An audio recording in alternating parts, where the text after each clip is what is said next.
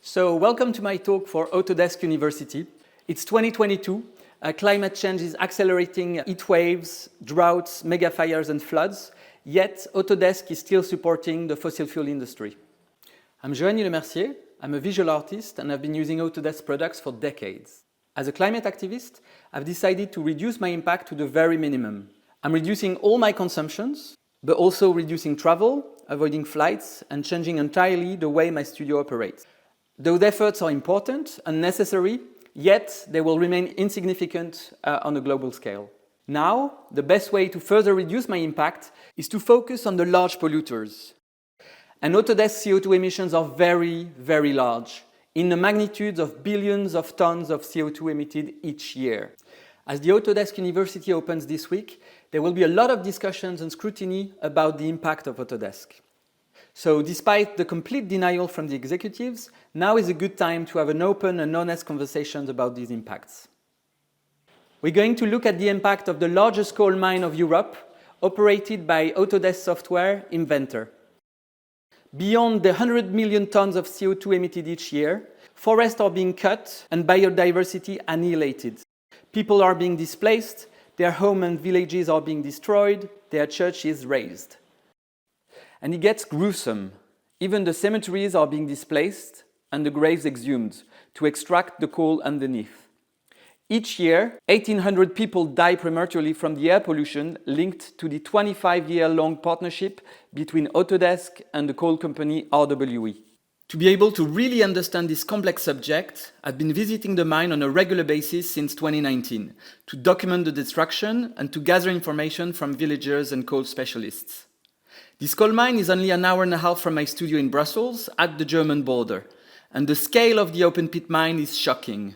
It's a gigantic hole of 8 kilometers by 5 kilometers. In fact, you can fit the entire island of Manhattan in this hole that runs 400 meters deep. So what does Autodesk have to do with the largest source of CO2 in Europe? Well, Autodesk software are actually at the very core of the fossil fuel industry. The huge machines that are digging the soil and the coal rely on Autodesk tools. From design to maintenance, repair, training, Autodesk expertise is absolutely key to the productivity of this coal mine. This horrific coal mine is not an isolated case. Oil, fossil gas, plastic production, chemical plants, Autodesk software remain today at the very core of the fossil fuel industry. So let's be clear. It's not accidentally that fossil fuel companies are using Autodesk softwares. It's actually a hand-in-hand collaboration with custom software development specific to the extraction of oil, gas, and coal. So the amount of money made by Autodesk from fossil fuel business is kept secret, but according to an ex-employee, he says that it's very likely that all the 100 most polluting companies on the planet, responsible for 71% of global CO2 emissions, might depend on Autodesk tools to operate. In fact, Autodesk might be the most polluting software company on the planet today. When I confronted the CEO of Autodesk about this partnership back in 2019, the first thing he did was to delete this document from all Autodesk websites. And the same thing just happened again. While Autodesk has worked with the Russian fossil gas giant Gazprom for many years, including for the design of their Russian headquarters, all mentions of Gazprom were removed from Autodesk websites overnight. Today, Autodesk public communication is almost entirely based on sustainability and, I quote, making the world better.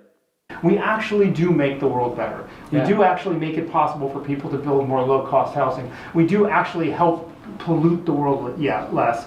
People come to Autodesk and work at Autodesk because they're really passionate about what our customers do. And we make the world better by making our customers make better decisions, helping our customers make better decisions.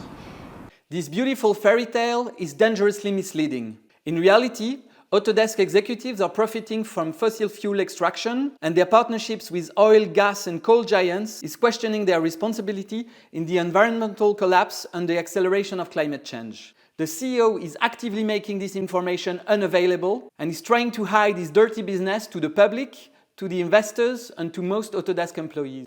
With the help of several Autodesk employees who feel betrayed by their executives, in the coming months, we'll discuss the greenwashing, the censorship, and how the CEO himself is violating Autodesk environmental policies. This is obviously not an Autodesk official video, so I had to create an alternative website to share this transparent and honest case study of Autodesk impacts on our future. Join me on autodesk.earth to discover how Autodesk business with fossil fuel companies is destroying the planet.